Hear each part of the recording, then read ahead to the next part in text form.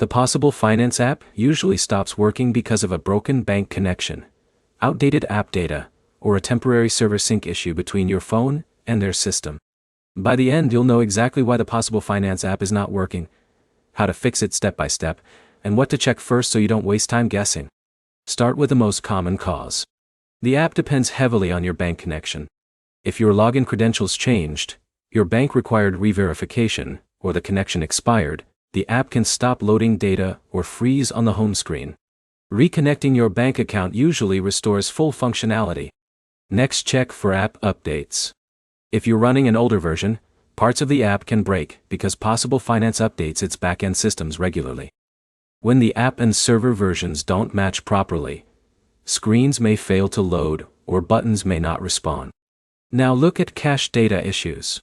Stored app data can get corrupted after repeated logins, failed transactions, or interrupted sessions.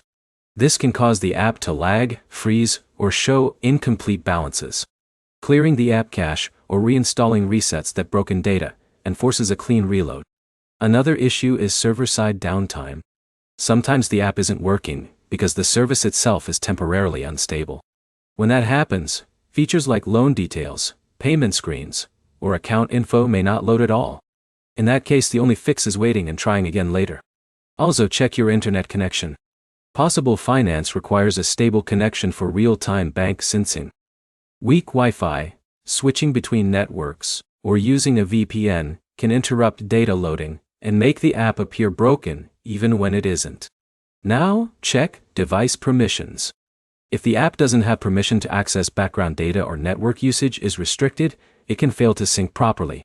Adjusting permissions in your phone settings can restore normal behavior. Here's the simple breakdown.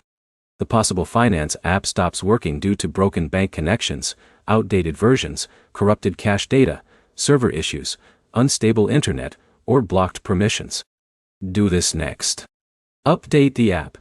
Reconnect your bank account, clear cache or reinstall if needed, and make sure your internet connection is stable before logging back in.